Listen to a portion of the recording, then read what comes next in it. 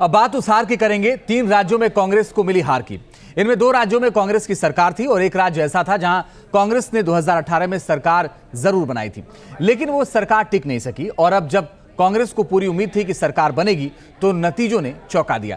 दरअसल यह हार राज्यवार कांग्रेस पार्टी के प्रत्याशियों की या प्रदेश स्तर के नेतृत्व की नहीं है, बल्कि पूरी कांग्रेस पार्टी की हार है। और सबसे बड़ी हार है। अब आप कहेंगे कि 3 राज्यों में मिली हार को कांग्रेस पार्टी की सबसे बड़ी हार कैसे कहा जा सकता है? तो इस सवाल का जवाब देने के लिए हमने एक विश्लेषण तैयार किया है। इस विश्लेषण को आप जरूर देखिए।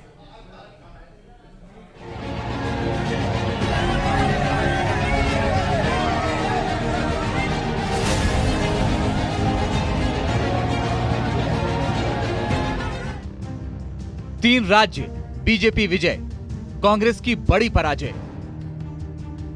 मध्य प्रदेश, राजस्थान और छत्तीसगढ़ ये वो राज्य हैं जहां 2018 में कांग्रेस को बहुमत मिला था। इनमें मध्य प्रदेश में हालांकि बाद में सरकार बदल गई, लेकिन राजस्थान और छत्तीसगढ़ में सरकार न सिर्फ बनी रही, बल्कि सियासी पंडितों को इन राज्यों में कांग्रेस की सरकार की सफलता का असर लंबे समय तक बने रहने की उम्मीद भी थी। पर यह उम्मीद धराशायी हो गई। हिंदी बेल्ट के 3 राज्यों में बीजेपी को मिले बहुमत के साथ कांग्रेस को एक बड़ी हार का सामना करना पड़ा है।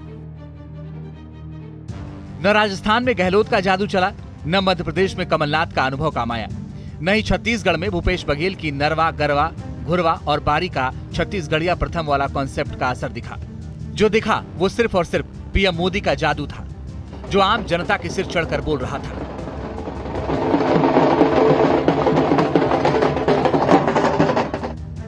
तो सवाल यह कि क्या 3 राज्यों में कांग्रेस की रणनीति काम नहीं आई? क्या कांग्रेस का अति आत्मविश्वास हार का कारण बना?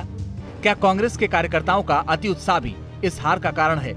और क्या ये घटक दलों को साथ न रखना भी कांग्रेस को ले डूबा? ये सवाल उठना इसलिए लाजमी है क्योंकि मध्य प्रदेश में कमलनाथ की सारी चुनावी प्लानिंग फेल साबित हुई है। छत्तीसगढ़ में भूपेश बघेल के दम और दावे भी खोखले साबित हुए हैं। हालांकि राजस्थान में कांग्रेस को ज्यादा उम्मीद नहीं थी, लेकिन नंबर का समीकरण अशोक गहलोत के नेतृत्व में बीजेपी के मुकाबले उम्मीदों से भी परे रहा। अब जब सत्ता के गलियारों में चुनाव के नतीजे उम्मीद से उलट साबित हुए, तो नए सिरे से समीक्षा शुरू हो गई और सवाल भी उसी समीक्षा का हिस्सा है। और इनके जवाब कांग्रेस के लिए भविष्य की चुनौती बढ़ा देंगे, क्योंकि विधानसभा चुनाव के नतीजे लोकसभा चुनाव का टेस्ट रिजल्ट हैं।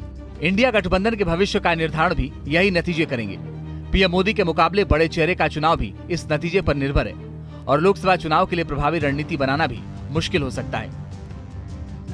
इसका सीधा मतलब है कि 3 राज्यों में हार कांग्रेस की सबसे बड़ी हार बनने जा रही है। ऐसा इसलिए क्योंकि आगे की लड़ाई एक गठबंधन के रूप में कांग्रेस के लिए मुश्किल हो सकती है। ऐसा क्यों, इसे भी समझ लीजिए। कर्नाटक विधानसभा चुनाव में बड़ी जीत के बाद कांग्रेसी खेमा अति आत्मविश्वास से लबरेज था। कांग्रेस को कर्नाटक फॉर्मूला लागू करके जीत हासिल करने का विश्वास था। इस विश्वास में कांग्रेस ने इंडिया गठबंधन के घटक दलों को राज्यों में तरजीह नहीं दी। घटक दलों के साथ कांग्रेस ने विधानसभा चुनाव में सौतेला व्यवहार किया। इस तरह के व्यवहार से इंडिया गठबंधन के मजबूत होने से पहले ही कांग्रेस ने गठबंधन की डोर ढीली कर दी। इससे हुआ ये कि जो कांग्रेस इंडिया गठबंधन की एक तरह से डोर संभाल सकती थी, जो एनडीए के खिलाफ गठबंधन का नेतृत्व कर सकती थी, वो कांग्रेस अब गठबंधन के अंदर न जाने किस पायदान पर पहुंच गई है। उदाहरण के लिए मध्य प्रदेश में समाजवादी पार्टी को कांग्रेस ने सीट देने की बात कही थी, लेकिन बाद में मुकर गए, जिससे एसपी के लीडर सख्त हो गए और हिसाब लोकसभा के दौरान यूपी में करने का ऐलान कर दिया गया। इसके बाद यूपी की सीमा से सटे मध्य प्रदेश के बुंदेलखंड इलाके की सीटों पर एसपी ने मजबूत प्रत्याशी उतारे, जिन्होंने कांग्रेस को भारी नुकसान पहुंचाया। इसका मतलब है कि गठबंधन की डोर संभालने में कांग्रेस हार गई। उन नेताओं को वोटर की साफ साफ चेतावनी है, जो भ्रष्टाचारियों के साथ खड़े होने में जरा भी शर्म अनुभव नहीं करते। उन लोगों को देश की जनता ने आज साफ साफ संदेश दे दिया है। इसका सीधा मतलब यह है कि कांग्रेस के लिए विधानसभा चुनाव में यह हार एक सबक भी है और एक बड़ी हार भी। सबक ये कि सबसे ज्यादा शासन करने वाली पार्टी को अब नई शुरुआत करनी होगी, और हार ये कि कांग्रेस को अब उन दलों के सामने भी सरेंडर करना होगा जिन्हें विधानसभा चुनाव में या अपनी रणनीति विसात पर तवज्जो नहीं दी गई। इसका उदाहरण भी देखिए। इंडिया गठबंधन की बेंगलुरु में हुई बैठक के दौरान कांग्रेस नेताओं के व्यवहार पर ममता बनर्जी ने नाराजगी जताई थी। ममता बनर्जी कभी नहीं चाहती थी कि गठबंधन का नेतृत्व कांग्रेस को मिले। दावा यहां तक है कि ममता बनर्जी गठबंधन का नाम इंडिया रखने के भी खिलाफ थी। जबकि पश्चिम बंगाल में लेफ्ट और कांग्रेस को साथ लेकर चुनाव मैदान में उतरने की पक्षधर भी ममता बनर्जी नहीं थी। इसके अलावा जातीय जनगणना जैसे मुद्दे पर कांग्रेस की राय भी बाकी दलों से अलग थी।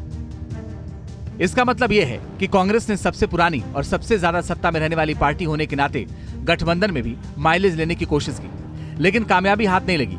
उल्टा जो हाथ में था वो भी खो दिया। इसलिए अब आत्ममंथन का दौर शुरू होने जा रहा है।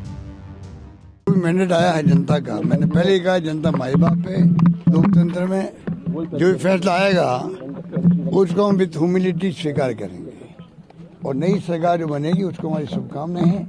अच्छे काम करके दिखाएं, ये हमारी भावना रहेगी उनके साथ में। हम इस पर विचार करेंगे कि क्या हमने कमियां थी, क्यों हम मतदाता को अपनी बात नहीं समझा पाए।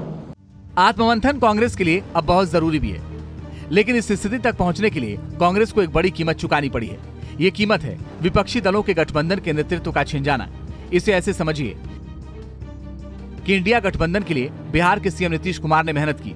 नीतीश कुमार के प्रयास से ही दुश्मन भी एक मंच पर आने को तैयार हुए, लेकिन पटना के बाद बेंगलुरु में हुई बैठक के दौरान गठबंधन कांग्रेस ने हाईजैक कर लिया।